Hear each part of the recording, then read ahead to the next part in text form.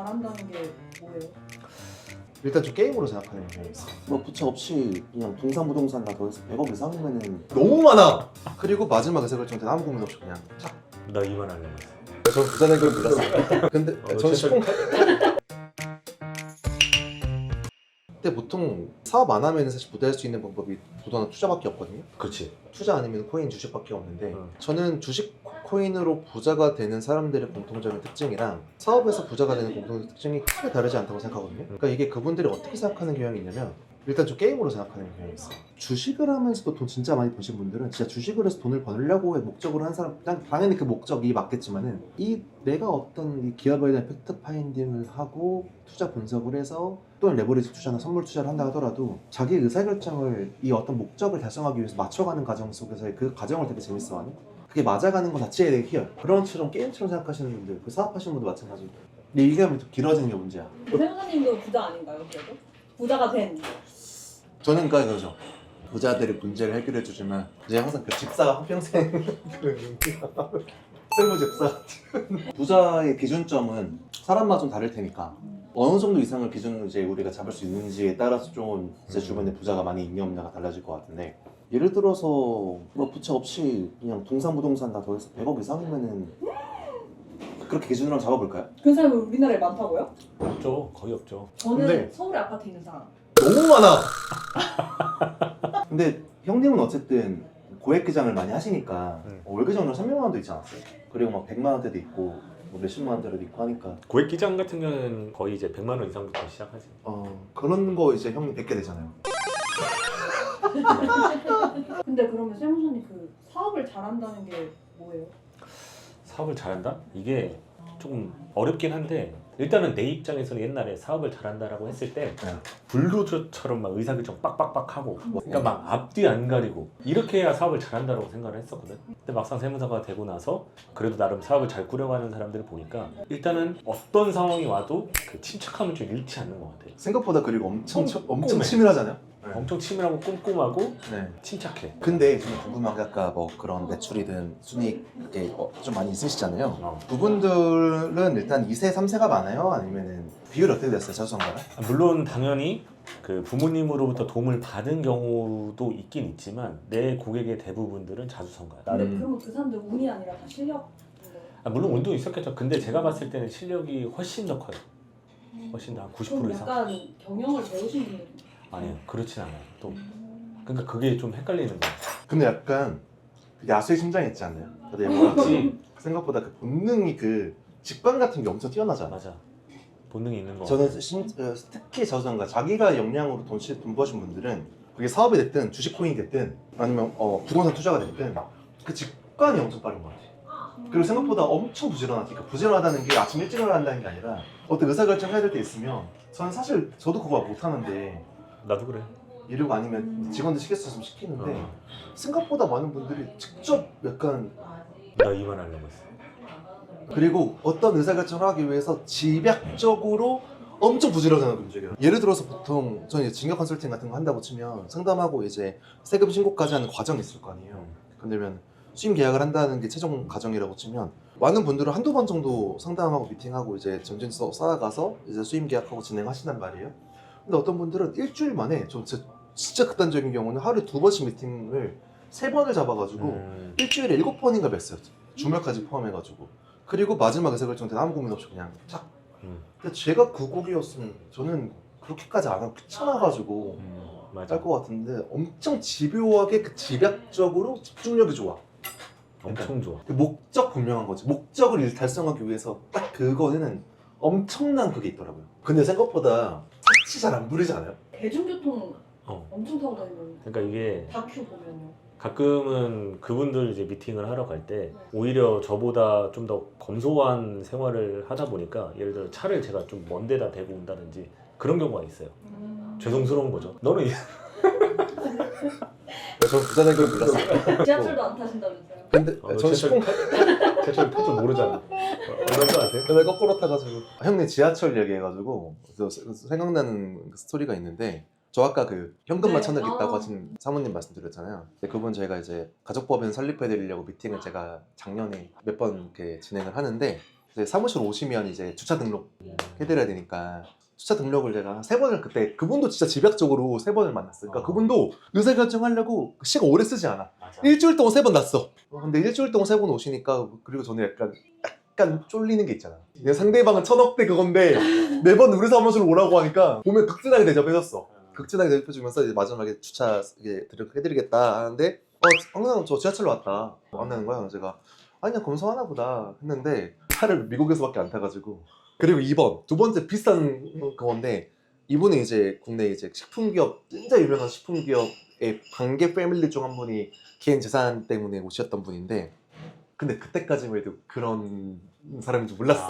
그 정도의 재산을 갖고 계신 분은 몰랐어. 근데 문제는 그분이 이제 등기를 해야 되는데 인감변경서를 잘못돼가지고 그러면 인감변경 다시 발급해야 돼. 그러니까 변경해야 되거든요. 근데 인감 변경은 국내에 있는 대리인으로 안 돼. 그래서 그것 때문에 그때 또 거기가 토어제 이슈가 있어가지고 그때 넘어가면은 안 되는 등기가 안 되는 상황이었거든요. 저희 이틀밖에 안 남았는데 하니까 사무사님 제가 그냥 갈게요 이러는 거야. 먼저 정부에서는 더 멀잖아. 네. 보스턴 쪽이니까 멀잖아. 완전 멀지. 근데 또 안 오게 할 수는 없어. 와야 돼 그건. 그분도 올 때마다 지하철 타고 오더라고. 그러니까 필요가 없는 거에서는 돈을 아예 안 쓰더라. 관점이 조금 다르네. 그냥 불필요한 그냥 대중교통이야. 그러니까 이건 내 움직이는 수단이야. 근데 약간 사업하시는 분들은 거의 다 차 타고 다니시죠, 근데. 그건 어쩔 수 없는 것 같아요. 그분들은 그게 필요하잖아요. 그리고 되게 부자들은 좀 공통점 중 하나가 본인들이 자신감이 있어서 그런지 그 남들 시선을 별로 의식을 안 하다 보니까 그거를 과시성 그거 소비를 안 하더라고. 이게 너무 좀 위험한 발언이긴 한데 이제 어줍잖은 일이라고 하잖아. 나도 어주긴 하지만. 그러니까 이제 자기를 포장하는 거에 능한 사람일수록 오히려 저는 진짜 부자가 된 걸 많이 못 봤어. 빠들어지더라고 중간에. 그 적들을 많이 생기고. 세무사들도 그렇잖아. 그렇지. 보여주기 세무사가 있고 아. 그건 바로. 저는 그거 아닌 거 알죠? 저는 진짜 제가 원해서. 저는 근데 남들이 차 타는 차 절대 안 타. 이거 이만큼 가성비 없고 어딨어. 감가 그냥 다 때려 맞고. 혹시나 영상 보시는 분 오해하실 수 있기 때문에. 그러면 형님은 꼭 사업이라는 카테고리가 아니더라도 인생의 이제 물질적인 관점에서 성공을 하려고 한다면 어떤 부분이 중요하다고 보시는 건가요? 굉장히 어렵지. 일단 나는 기본적으로는 꼼꼼해야 돼. 그리고 생각보다 사람의 영향이 좀 큰 것 같아. 왜냐면 이제 사업하는 사람들 얘기를 들어보면은 뭐 약간 멘토라고 해야 되나? 뭔가 자기 뭐 선배, 멘토 이런 것들을 좀 말씀을 많이 하시는데 생각보다 그 관계가 엄청 끈끈하더라고. 근데 뭐 멘토나 선배들 얘기를 들어보면 자기보다 일단은 훨씬 더 성공한 사람들이더라고. 근데 결국에는 이 사람들의 결이 좀 맞지 않을까. 이끌어주는 사람이 있어야 한다. 네. 근데 그거는 운으로서는 해결하기는 어렵다. 네. 노력을 해야 된다. 너는 그럼 어떻게 생각해? 좀 직설적으로 얘기하면 그 가오다시가 없어야 돼. 허장성세 있잖아요. 그러니까 과시하는 그런 성향들은 저는 하나같이 필요하더라고. 이게 아무것도 없을 때는 그게 좀 잘 돼 보이거든요.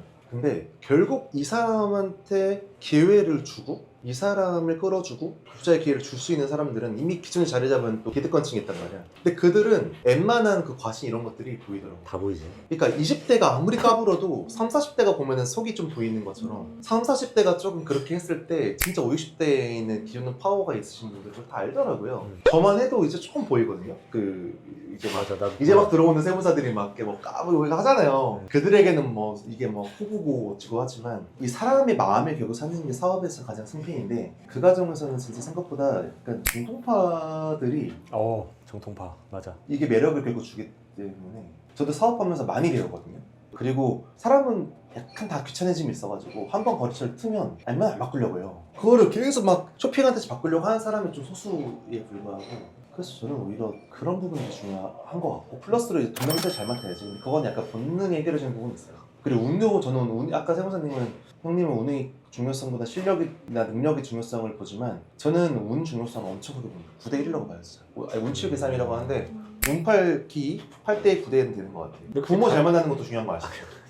근데 그게 단순한 운은 아니잖아. 가만히 있다가 그렇죠. 그러니까 기가 있는 상태에서 떨어지는, 그런데 저는 막 사람이 능력도 중요하고 본인이 열심히 살아야 되는 의지, 공부는 재능이냐 노력이냐 이거 논쟁이 있죠. 모를 때는 노력이라고 생각했어요. 근데 누가 저한테 그 말하더라고요. 용범아, 그 노력을 하는 것도 타고난 거다. 어떤 사람 하루 종일 앉아있어도 집중이 안 되는 사람이 있어. 또 어떤 사람들은 태어났을 때부터 부모님 책 읽는 집만 태어났다. 그럼 자연스럽게 됐대. 이것도 운이야. 운이 아닌 게 하나도 없어요. 근데 그러면서 내가 통제할 수 있는 부분에서 최선을 다하는 노력을 다하는 게 기 같아요. 그러니까 운빨 로맨스, 막 운빨 성공 이를 얘기의 운이 아니라 그 자기를 잘 알, 밑에인지가 되게 높아야 돼요. 내가 어떤 거를 잘하고 어떤 거에 취약한지, 내가 어떤 운을 타고났는지 이런 부분들을 학습해서 그걸 잘하시는 분들이 빠르게 올라가지 않나 싶고. 지금 너가 말한 게 내가 아까 말한 거랑 좀 일맥상통한 것 같아. 결국에는 이제 사람이라는 건데 그 사람은 결국엔 신뢰를 바탕으로 맺어져야 되는 인연이어야지만 그렇게 가능하다는 거지. 근데 얘기한 게 지금 거의 다 사업에 관한 얘기를 해주셨는데 그러면 부자가 되려면 사업을 해야 된다. 부동산도 있어요. 응. 부동산도 있어요. 투자와 사업. 투자 부동산으로 성공할 수 있는 방법은 크게 두 가지로 봅니다. 20%의 야수의 심장과 이것도 80%의 운이에요. 예를 들어서 지금 반포 언밸리부터 해서 여기 지금 서초 그다음에 특히 반포 라인 재건축 다 들어간 데서 싹 있죠. 뭐 거기 대부분 구축 아파트 관처 시점이 2010년도에서 2016년도 사이거든요. 그때 철거되기 전 구주택 산 사람들이 지금 100억대 돼 있는 거예요. 저 그거 원밸리 상담 많이 해가지고 원밸리 기존 부동산 보면은 옛날부터 갖고 있던 진짜 원조업도 있지만 그때 투기로 들어온 사람 많거든요. 그게 지금 우리 나이로 치면은 7X년생부터 8X년생이야. 그러니까 우리처럼 형님처럼 80 후반 이후부터는 들어갈 수가 없는, 우리도 그때 대학생이었거든. 아니 중고등학생이었거든. 근데 어제는 그분들은 얼마에 구입한 줄 알아요 그거? 보통 한 10억에서 13억 정도에 구입했어. 그게 100억대 있는 거야. 근데 그게 13년, 14년 전에 불과하다고 지금. 근데 그 사람도 그게 그렇게 오를 수 있을지 없을지 모르겠지만 그 당시에 재건축 아파트 10몇 억을 생돈으로 들어갈 수 있는 그 야수의 심장은 필요한데 맞아.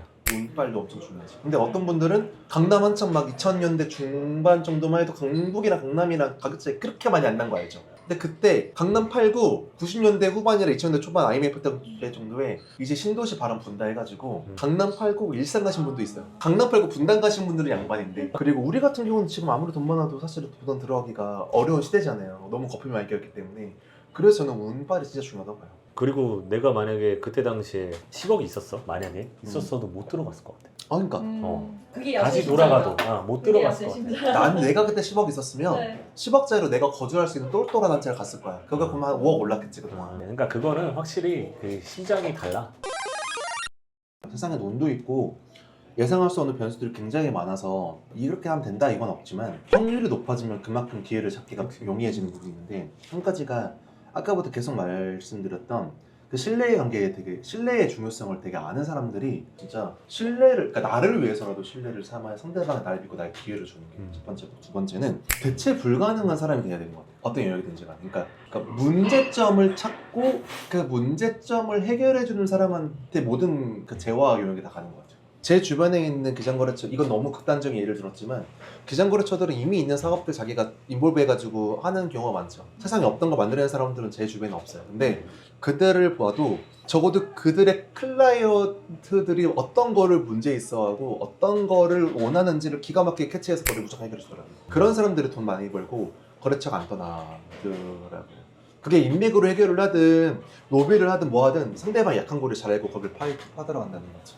근데 얘기 듣다 보니까 되게 세무사님 얘기 같기도 한 거 같고 되게 그 중요상속 이쪽 분야에서 대체 불가능한 사람이 된 그런. 그러니까 저도 부자가 될 수 있겠네 본질적으로는 너도.